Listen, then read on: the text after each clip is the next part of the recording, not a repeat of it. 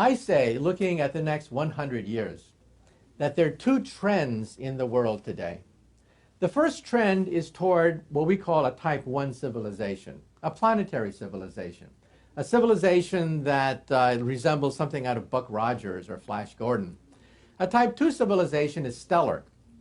They consume so much energy, they can play with stars. That's, for example, the Federation of Planets in Star Trek. Star Trek would represent a typical type 2 civilization. Then we have type 3, which is galactic, like the Borg, or Independence Day, or the Empire of The Empire Strikes Back. That is a type 3 civilization, which is truly galactic. Now, by the time you reach type 2, you are immortal. Nothing known to science can destroy a type 2 civilization. Comets, meteors, earthquakes, even a supernova. A type 2 civilization would be able to survive even a supernova. The danger is the transition between type 0 and type 1. And that's where we are today. We are a type 0 civilization. We get our energy from dead plants, oil and coal. But if you get a calculator, you can calculate when we will attain type 1 status. The answer is, in about 100 years, we will become planetary. We'll be able to harness all the energy output of the planet Earth. We'll play with the weather, earthquakes, volcanoes, anything planetary we will play with. The danger period is now, because we still have the savagery.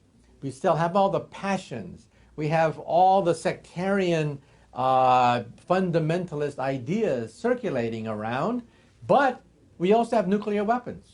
We have chemical, biological weapons capable of wiping out life on Earth. So I see two trends in the world today. The first trend is toward a multicultural, scientific, tolerant society. And everywhere I go, I see aspects of that birth. For example, what is the internet? Many people have written about the internet, billions and billions of words written about the internet, but to me as a physicist, the internet is the beginning of a type 1 telephone system, a planetary telephone system.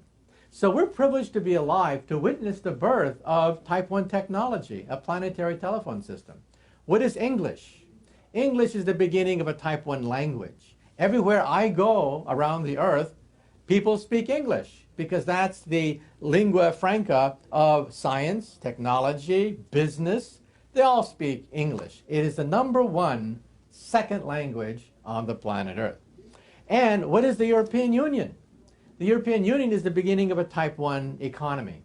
And how come these European countries, which have slaughtered each other ever since the ice melted 10,000 years ago, how come they have banded together, put aside their differences to create the European Union? Well, to compete with us. And who are we? We are NAFTA. So we're beginning to see the beginning of a type 1 economy as well. Then we're beginning to see the beginning of a type 1 culture. Everywhere I go, you turn on the radio, and what do you hear? Rock and roll. You hear rap music. You hear youth music. Youth music is now planetary, knows no boundaries around the planet Earth. Everywhere I go, I see high fashion. Chanel, Gucci bags. We're witnessing the birth of a planetary fashion. Also sports. Take a look at the Olympics. Take a look at soccer. We're seeing the beginning of a tribal initiation rite called sports being turned into a planetary initiation rite that unifies the entire planet. So whenever I open the newspaper, every headline I see in the newspaper points to the birth pangs of a type 1 civilization in formation. However, every time I open the newspaper, I also see the opposite trend as well. What is terrorism? Terrorism, in some sense, is a reaction against the creation of a type 1 civilization. Now, most terrorists cannot articulate this. They don't even know what the hell I'm talking about. But what they're reacting to is not modernism. What they're reacting to is the fact that we're headed toward a multicultural, tolerant, scientific society. And that's what they don't want. They don't want science. They want a theocracy. They don't want multiculturalism. They want monoculturalism.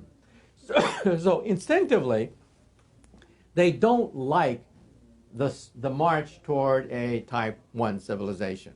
Now, which tendency will win? I don't know. but I hope that we emerge as a type 1 civilization. Now, in outer space, we look for signs of intelligent life in outer space. So far, we find none.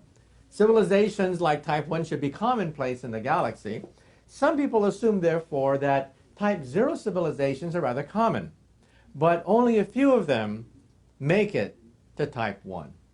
Because that society, for the first time in its history, has the ability to commit planetary suicide. So maybe that's the reason why we don't see aliens in outer space. Maybe they never made it. Maybe one day when we have starships and visit them, we'll see atmospheres that are irradiated because they had a nuclear war. Atmospheres too hot to sustain life because they had a runaway greenhouse effect. Maybe when we go in outer space, we'll see the corpses of type 1 civilizations that never quite made it. Who knows?